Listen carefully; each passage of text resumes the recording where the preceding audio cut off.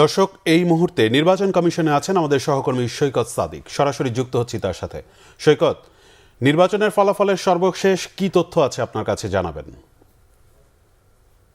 রাহান, রাত যত গভীর হচ্ছে নির্বাচন কমিশনের এখানে যে কেন্দ্রীয়ভাবে ফলাফল ঘোষণার যে কেন্দ্রটি তৈরি করা হয়েছে, যেখান থেকেই ত্রয়োদশ নির্বাচনের ভোট এবং গণভোট দুটির কিন্তু ফলাফল ঘোষণা করা হচ্ছে।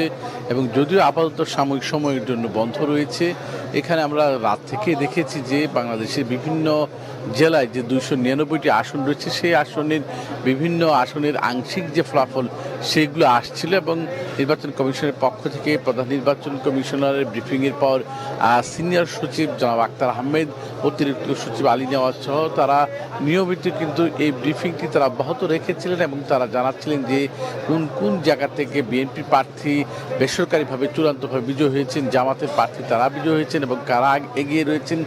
এভাবেই কিন্তু সেই কার্যক্রমটি অব্যাহত ছিল। এবং আমরা কিছুক্ষণ আগে কিন্তু এখানে একটি প্রায় বোর্ড টানানো হয়েছে যাতে 299টি বা 300টি আসনের যে ফলাফল সেটা চূড়ান্তভাবে টানানো হবে।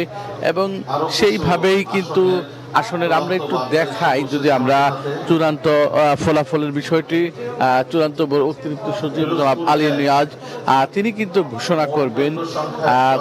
পিরোজপুর একের কথা জানাচ্ছেন, সেখানে সেখানে ভোট কেন্দ্রের সংখ্যা কতটি রয়েছে এবং ভোট কেন্দ্রের সংখ্যার মধ্যে কারা কি বিজয়ী হলো, ধানের শীষের প্রতীকের কি হলো সেটা কিন্তু অব্যাহত জানাচ্ছেন।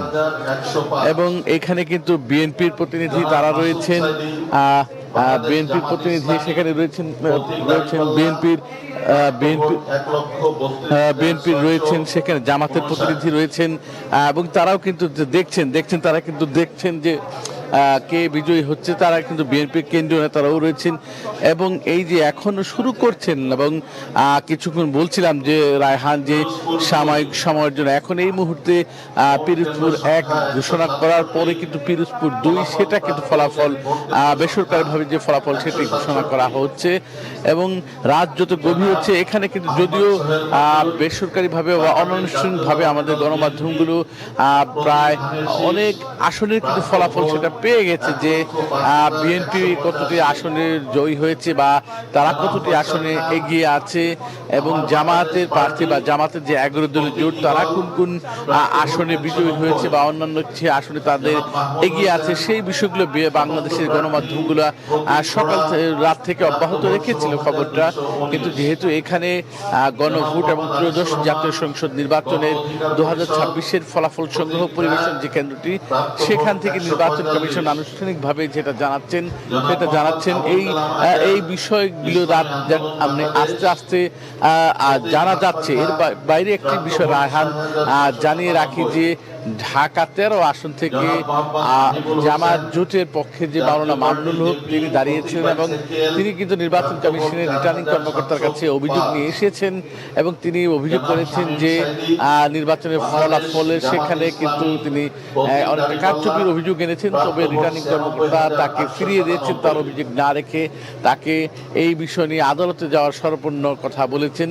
তো এখন যেহেতু আনুষ্ঠানিকভাবে আবার বেসরকারি ফলাফল ঘোষণার কার্যক্রম শুরু হচ্ছে, রায়হান এইভাবেই কিন্তু আজকে রাত প্রায় শেষ পর্যায়ে এবং আগামীকাল পর্যন্ত যতক্ষণ পর্যন্ত 299টি আসনের ফলাফল ঘোষণা করা না হবে এই কার্যক্রম কিন্তু অব্যাহত থাকবে।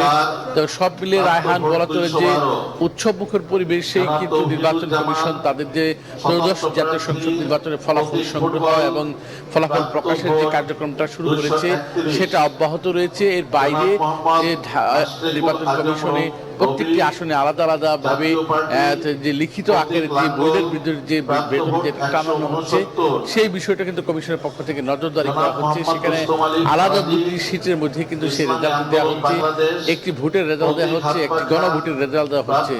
তো রায়হান, এই হচ্ছে এখন পর্যন্ত আমাদের এখানে নির্বাচন কমিশনের ফলাফল। সৈকত, আপনাকে অসংখ্য ধন্যবাদ। আমরা পরবর্তীতে আবারও সর্বশেষ সংবাদ জানতে যুক্ত হব আপনার সাথে। দর্শক, আমাদের সহকর্মী সৈকত সাদিক ছিলেন এই মুহূর্তে নির্বাচন কমিশন অফিসে, জানাচ্ছিলেন নির্বাচনের ফলাফলের সর্বশেষ খবর।